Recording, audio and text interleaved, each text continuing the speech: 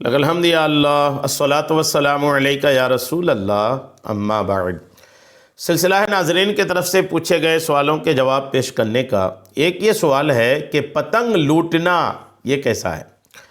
ان دنوں پتنگ بازی جو بالکل زوروں پر ہے اور ایک تعداد ہے جو پتنگ بازی کرتے ہیں۔ پتنگ بازی یہ تو ہے ہی حرام۔ بعض لوگ ان دنوں پتنگ لوٹنے پر بھی بہت مصروف ہوتے ہیں۔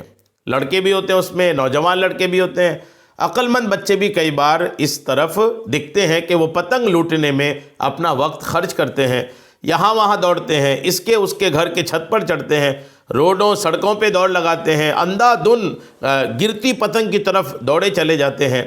یہ کام کرنا کیسا ہے؟ پتنگ لوٹنا کیسا ہے؟ آئیے جواب توجہ کے ساتھ سنیے۔ پتنگ لوٹنے پر کئی ساری خرابیاں ہیں۔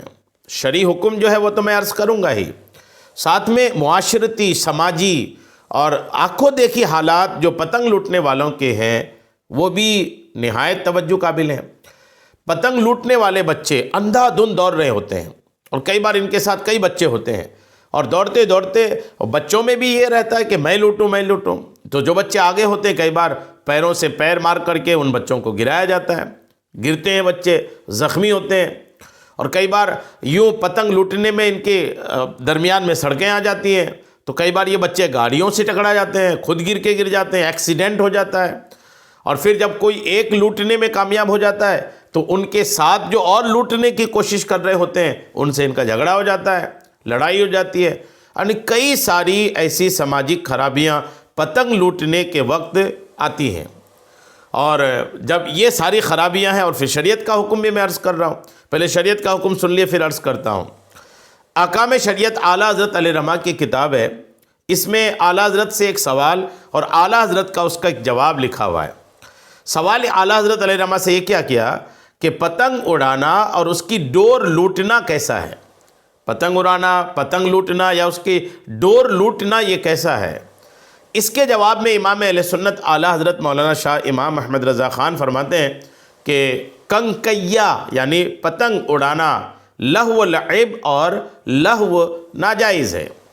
اعلیٰ حضرت فرماتے ہیں پتنگ اڑانا یہ لہو لعب میں آتا ہے، اور لہو لعب کی اسلام میں اجازت نہیں ہے، یہ ناجائز ہے۔ ڈور لوٹنا یہ لوٹ مار ہے، اور لوٹ مار بھی حرام ہے۔ ظاہر سی بات ہے، ڈور تو ایک قابل قیمت چیز نہ ہے۔ اب جس کی ڈور ہے اس کی ہے، بھلے اس کی پتنگ کٹ گئی، پتنگ کٹ جانے کے بعد اس پتنگ کا مالک بھی وہی رہتا ہے جس کی پتنگ ہے، ڈور کا مالک بھی وہی رہتا ہے جس کی ڈور ہے۔ کٹ جانے کے بعد ایسا نہیں کہ وہ مالک نہیں بچتا، کٹ جانے کے بعد بھی پتنگ اسی کی، ڈور اسی کی۔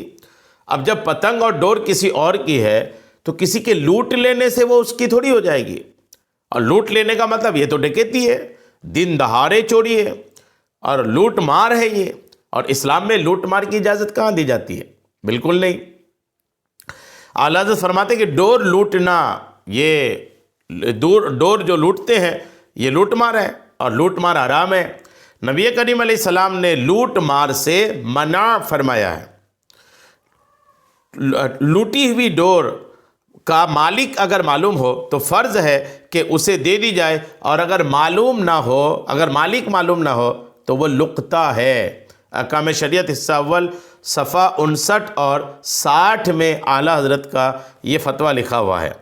اب جب بات یہ کلیئر ہو گئی کہ ڈور لوٹنا بھی حرام، یہ لوٹ مار کے درجے میں آتا ہے، اور پتنگ لوٹنا بھی حرام چونکہ یہ بھی دوسرے کے مال پہ قبضہ کرنا ہوتا ہے، اور پتنگ لوٹنا تو ایسے بھی منع ہے کہ پتنگ اڑانا ہی حرام ہے۔ تو پتنگ لوٹ کے لائے گا کوئی تو اس کو اڑانے کی کوشش کرے گا، اور اڑا کر کے خود حرام کام میں پڑ جائے گا۔ لہٰذا اپنے بچوں کو روکیں، اپنے نوجوانوں کو روکیں۔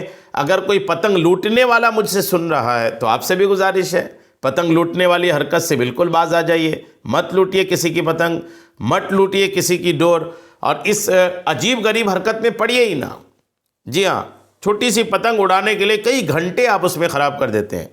اتنا وقت اگر آپ اپنی کتابوں میں ڈالیں، کچھ دین سیکھنے میں ڈالیں، اسکول کی ہی کتاب سے اس کو پڑھائی میں ڈالیں، ہینڈ رائٹنگ درست کرنے میں لگائیں، جس سبجیکٹ میں آپ کمزور ہیں اس پر محنت کر لیں، الحمدللہ برکتیں ملیں گی آپ کو، حرام کام سے بھی بچیں گے، اور یہاں پر آپ کو علم دین بھی حاصل ہوگا۔ لہٰذا ان چیزوں سے بچیں۔ یہ پتنگ لوٹنا، ڈور لوٹنا، یہ سارا کچھ اسلام میں ناجائز کام ہے۔ امید ہے بات آپ کو سمجھ میں آ گئی ہوگی۔ اللہ کریم ہم سب کو شریعت کے تمام مسائل سیکھنے، سمجھنے اور اس پر عمل کی توفیق عطا فرمائے۔ آمین بجاہ النبی الامین صلی اللہ تعالی علیہ وسلم۔